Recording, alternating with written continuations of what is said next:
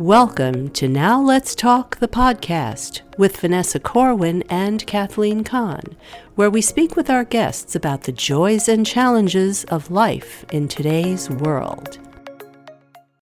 Hello, I'm Vanessa Corwin. And I'm Kathleen Kahn. Robert F. Kennedy Jr. is Secretary of Health and Human Services. We have epidemics of bird flu and measles. Research grants have been abruptly terminated. Health budgets and staffs have been slashed, all of which is putting our health in jeopardy.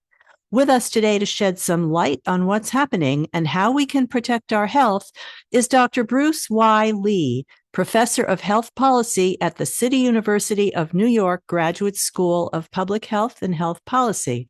Dr. Lee is also founder and executive director of the School of Public Health Center for Advanced Technology and Communication in Health and Artificial Intelligence, Modeling, and Informatics for Nutrition Guidance and Systems Center. Welcome, Dr. Lee. Thanks for joining us today. Great to be here, Vanessa. So, since RFK Jr. has become head of Health and Human Services, he's been steadily undermining public confidence in vaccine safety and efficacy. What can be done to stop him? Yeah, we have to remember the history of vaccines, that a lot of the vaccines that are being used have been around for many, many years, in many cases, decades. And vaccines have been among the greatest public health success that we've seen throughout history. Before vaccines, there were diseases like smallpox, or, every summer people had to worry about their kids getting polio and maybe getting paralyzed. And then we've had various epidemics and pandemics throughout history. And life expectancy used to be much shorter.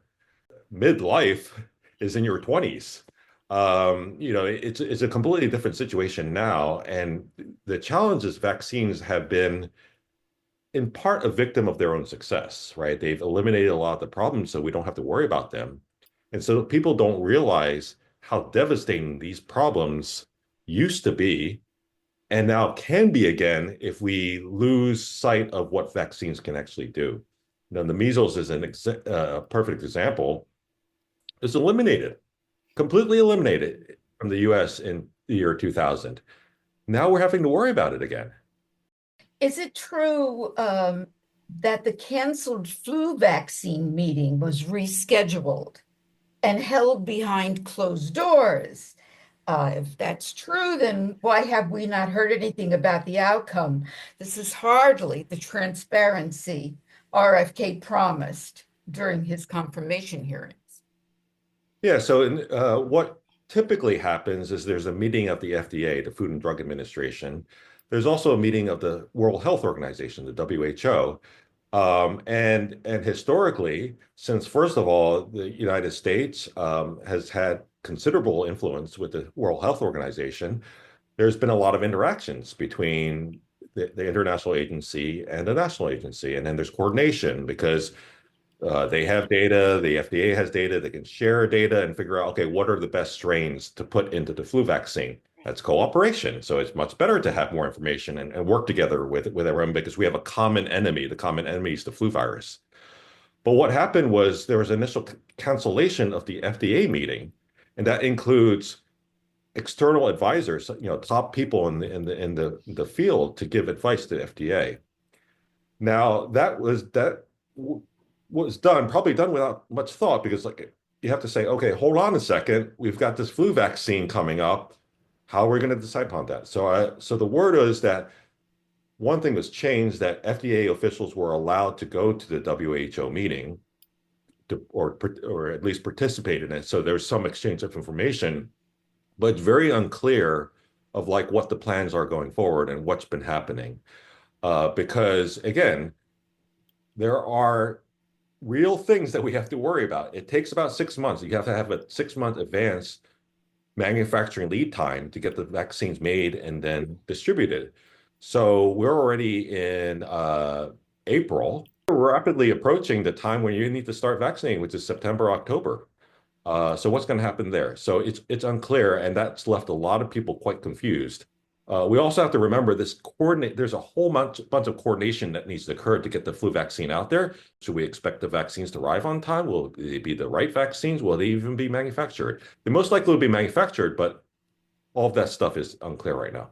So you think we will have a flu vaccine this season?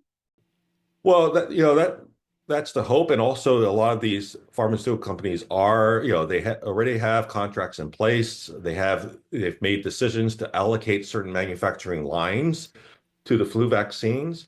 They have to do that in advance. One of the things that pharmaceutical companies don't want to do is they don't want to let their manufacturing plants or lines be idle. We've got to go ahead with particular plans because we have contracts to do these things. So the hope is that there's going to be enough pressure to actually do the right thing public health wise. Since the National Institute of Health has halted funding for research and canceled programs intended to discover new vaccines, what next? What can people do? Just wait and see? That's concerning because, again, we have to think about history. And this is part of where the misinformation comes. Like there's this argument that, vaccines are there just to make money and those things like that. We have to remember that vaccines are actually much less of a moneymaker for pharmaceutical companies than many other types of medications. So that's why historically you actually saw a shrinkage of manufacturers willing to produce vaccines. That actually occurred throughout much of the 90s. So a lot of companies either got rid of their vaccine manufacturing line, or they consolidated, or some of the vaccine manufacturers went out of business because they wanted to shift to other things. Is that why some vaccines are manufactured abroad? That's part of the reason. Yeah, that's part of the reason. And also, then in the 2000s, different policymakers had to come up with more incentives to incentivize pharmaceutical companies to manufacture vaccines. So that's one of the reasons why Gavi arose. So the Gavi Alliance arose because they could then establish these advanced market commitments to convince manufacturers, okay, if we give you the money in advance, can you please manufacture these vaccines especially for low and middle income countries? And that's why we saw, okay, manufacturers are willing to stay in the game. And then the COVID pandemic made them realize, okay, this could be profitable from a business standpoint. So if you are going to take away incentive, and part of the incentive is like people doing research on vaccines and those things like that, then the concern is that then once again, pharma companies will move away from manufacturing vaccines, and then who's going to make them? Some researchers are resigning over Kennedy's vaccine policies. Do you think they should stay, or what do you think they should do to fight this? Yeah, I mean, the concern, of course, is we're going to have a significant brain drain from the government organizations or even from our country because, there's a lot of, I'm hearing a lot of people talk about it, and some of my colleagues talk about it, about moving to other countries because this is not not a healthy environment for science. We've already suffered over the past 2 decades a real drop in NIH funding, like if you account for inflation and like that. So it's not as if it's not if people say, I'm going to go into scientific research because I want to really become really famous and make a lot of money. So people who are doing it because they really actually love what they're doing, or they believe in the impact. They really want to help society.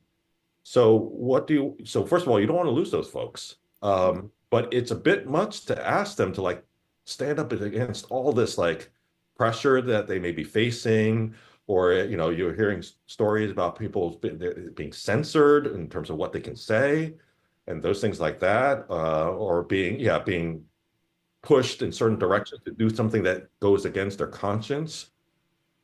That's tough. So I do realize that it's a personal decision and we can't blame people for not wanting to do that. But it's a shame. So we have to think about, well, if they can't help the government, what are the alternatives? How can they continue to get resources to do their work? And that's what we need to be thinking of as a society. Now, does the possibility exist that some vaccines that are around now will be discontinued? And could any government stockpiles, could they run out? So I think the current vaccines, like if you were talking about like the MMR vaccines or the hepatitis vaccines, the one that are, standard vaccines, um, the right now, a lot of manufacturing is in place already to do that. And we don't know the specifics of the contracts because, those are negotiated and those things like that. So I would suspect that immediately in the short term, we'll probably have those vaccines available. But who knows what's going to happen in the longer term? The stockpiles are a different story, right? Because again, you don't know the financial arrangements with those, with the contracts with those, but there's probably going to be less clamoring if those aren't available, right? If because you look at actual surveys throughout the country, and the vast majority of people understand and believe in the value of vaccines. They just don't happen to be the loudest. Like social media, you don't know how many bots out there are spreading misinformation. But a lot of people actually majority of people believe in vaccination. They've seen the benefits of it, so they'll want it. They'll like say, hey, where are they? I need to have my child vaccinated, or I myself need to get vaccinated. So there will be that clamor. But with stockpiles, no one's clamoring for the stockpiles. So we only learn about the problems after the problem. It's like toilet paper. If you have plenty of toilet paper, no problem. But if you go to the store and say, "Where's my toilet paper?" That's when you get worried, right? RFK is a font of misinformation. This guy, he commented on X. First, he said that measles, the MMR vaccine, that's the way to go. And then he comes out endorsing some very sketchy individuals. And he said things like, vaccines are a personal choice, this kind of thing. And he even said that the best way to deal with the measles epidemic is just to get infected. So what's the best way for people to sort out this font of misinformation? So just one quick thing about the whole personal choice question. Vaccines is protective for the person, but it's also protective for everyone else. So we have to remember that we are all connected in society. We affect each other. So we can't go off and just say, I'm just going to do whatever the heck I want and not affect anyone else. And so that's the key thing to remember with this. Regarding misinformation and disinformation. So the key thing is we all have to learn how to think critically. We all have to learn how to like sort through information and understand where it's actually coming from. So first and foremost, when someone said something and says, just trust me, don't, right? Because, true scientists will say the evidence suggests, and here's the evidence. You can look at the evidence yourself. Here are the studies and those things like that. So one thing is it has to be backed by legitimate sources and legitimate facts. Another thing that I'm seeing is people are talking about the word study.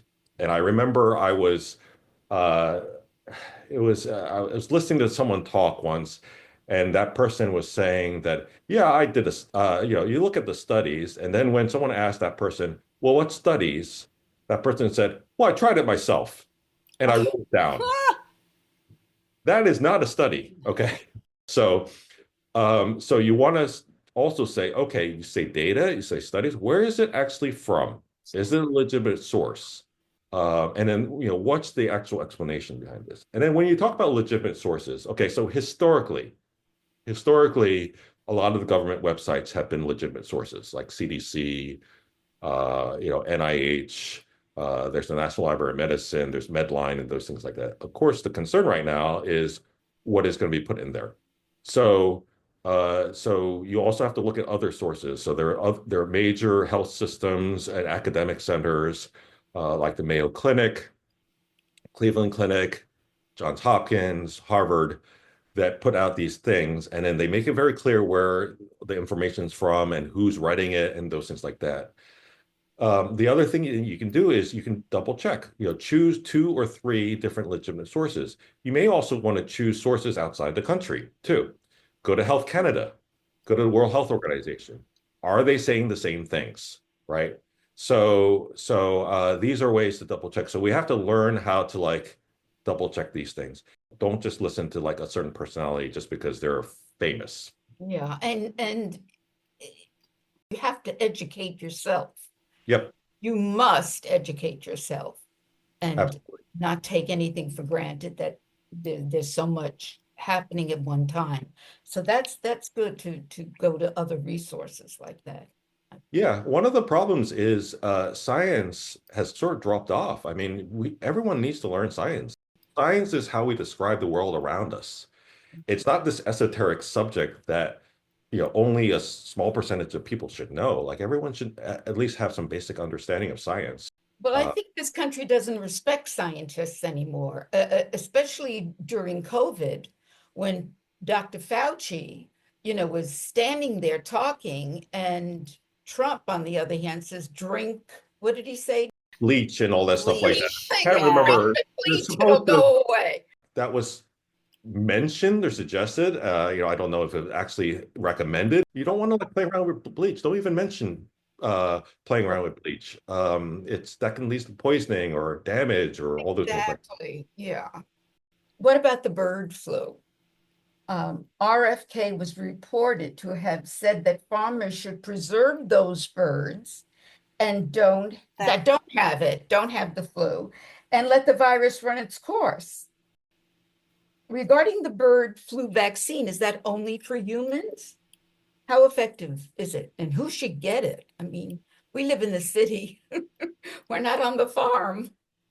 Yeah, there are very few diseases where run its course is the solution. So the danger of allowing something like the bird flu to spread is, first of all, you're losing a lot of birds and you're losing a lot of eggs, and that's one of the reasons why the prices of eggs have gone up. Okay, so you're potentially devastating the bird population. Two is it's now infecting other animals, so dairy cattle or what have you. And then finally, if it were to jump to humans, you could lose humans. You can't suggest something that could be deadly to just run its course. So the concern is, as the flu keeps spreading, the avian influenza keeps spreading, it first of all will continue to like hurt birds and other animals. But every time it multiplies, there's the risk of it mutating, or there's the risk of it swapping genes somehow and gaining the capability of not just infecting humans, but the big concern is it's already infected some humans. Yes. But the big concern is that it gets to a point where it can be transmitted from human to human. That's where we start to really worry, right? Because that's what can start epidemics and pandemics. The science suggests that that's what happened with the COVID pandemic, that it achieved the ability to jump from like bats or some other animal to humans. That's the concern. Right. So that's why we should be worried about it. I just want to clarify, there is a vaccine, right, that humans can get against avian flu. Is that right? Like poultry workers, people like that? Yeah, so the issue again also is we don't know how the strains will like kind of change and mutate and those things like that. There are vaccines against certain strains of the bird flu that humans can take, but you don't know what the ultimate thing will look like if it jumps. So we don't have an armamentarium in place necessarily to deal with it. There's also the chance that the human flu vaccine may offer some protection, but that's unclear. Like it's unclear until we actually see what actually jumps. That's why it's important to monitor this thing. That's why it's important to control it. And that's why it's important to know exactly when it might jump so that you can quickly spring to action and have plans on how to deal with that. All of those were absent in big part in 2020. And that's why we had so much trouble with the pandemic. Now, in the face of all this misinformation about health and vaccines, how does AI figure into all of this? Well, one problem is that it looks like a lot of the misinformation, disinformation is being generated by AI. So you have these bots. You can actually have interactions with, you can have interactions with someone on X, and you don't know if it's a real person. Nowadays the verified thing doesn't have any meaning because like if you paid for the verified badge, then you get it. And it could be paid for and immediately staffed by a bot. You have no idea. So they can be responsible for either creating misinformation or spreading it. So I remember what was that? There's that issue where like AI was generating some images or pictures of Taylor Swift or something like that a while ago. Well, similarly, you don't know. It could be generating pictures or images of something showing something that never really happened, never really existed, like trying to show some type of vaccine side effect that never really existed, or trying to show someone doing something with a vaccine that didn't actually happen. So now we have to be worried about not just text misinformation, but also image misinformation. And I should say disinformation. So misinformation is, oops, I accidentally gave you some misinformation. Oops, I accidentally told you that that suit will look great on you, but it looks horrible. Sorry, that's misinformation. Disinformation is, you should wear that suit even though I know it's horrible because you're going to look terrible and I'm going to win.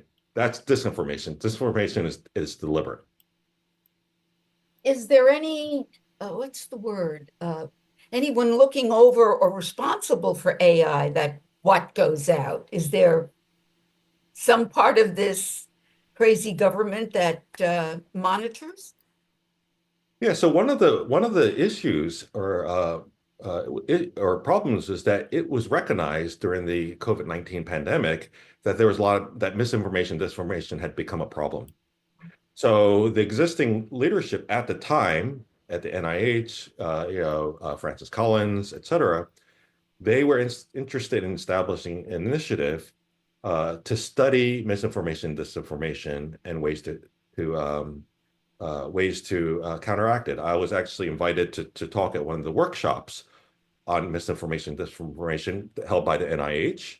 And then subsequently, the plan was to issue a call for grants, call for proposals where they would award experts around the country in misinformation, disinformation, and technology like AI to then study ways to deal with these things. So one example is to find ways to identify misinformation. You use AI in a positive way to help identify misinformation.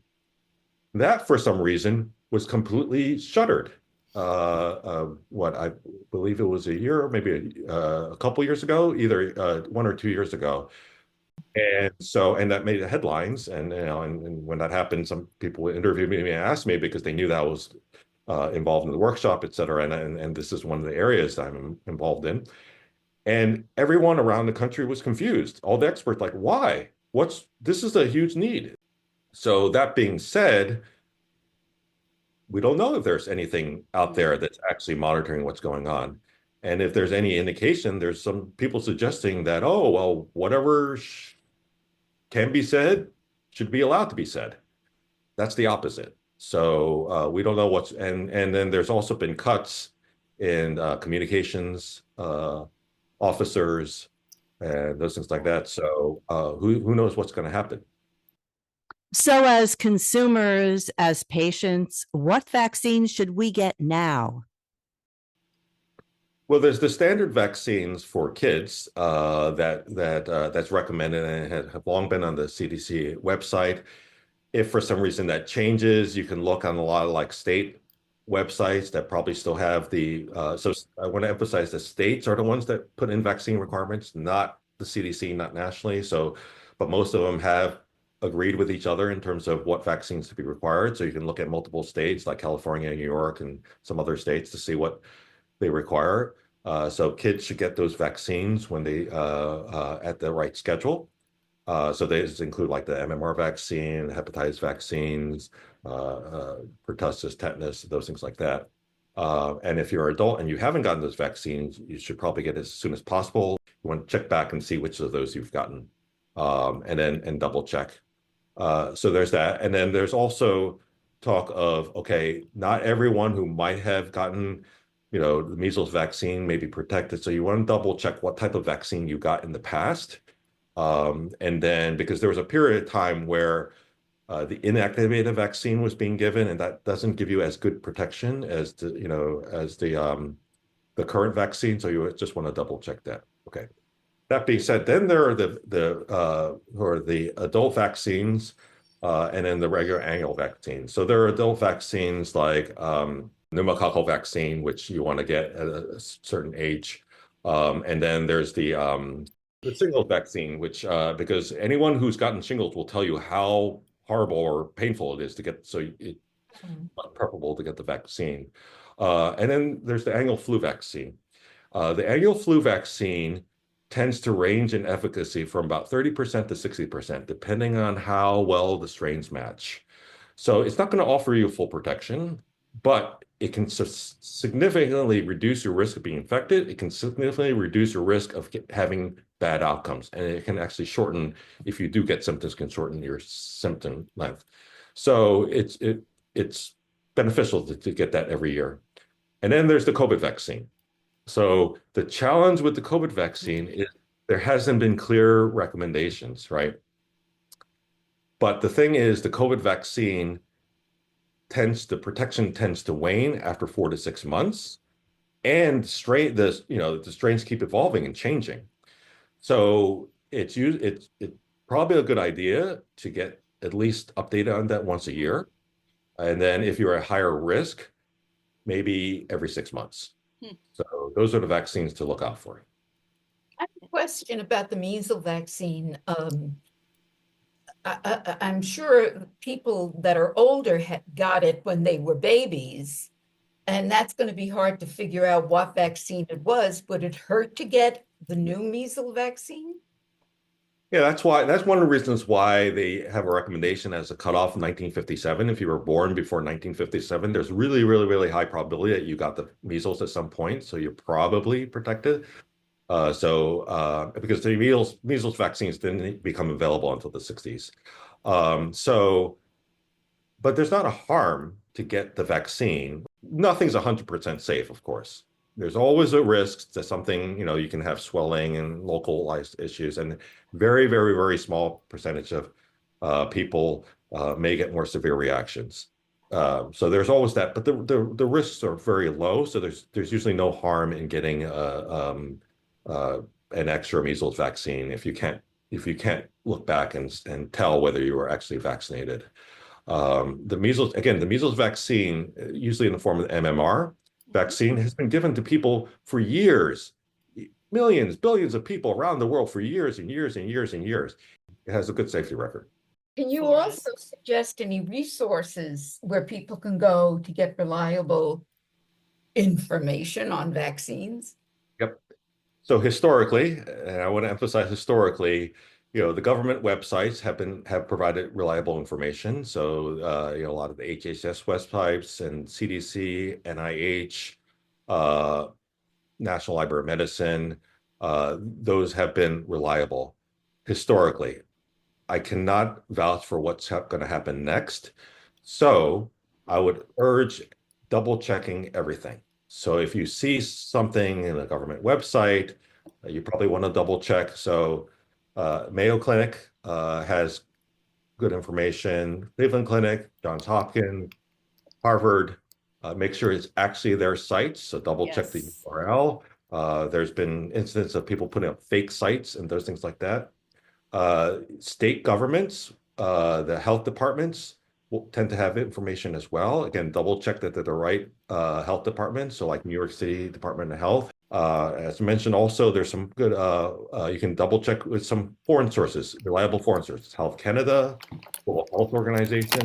It's a good idea to look at least 2 sources, if not 3. If you see something in 3 different sources, then you can probably rely on that, most likely.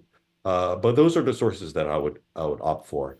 Now, there are also established news sources, but those news sources should link to those reliable sources. So if you see something like on the ABC News, which, has long been a reliable news source, or like NPR, you can say, okay, this is probably reliable, but you want to make sure that they link to reliable source, or where did they actually draw it from? Because there are incidences where you might have an opinion in one of these reliable Like the New York Times might call for an opinion.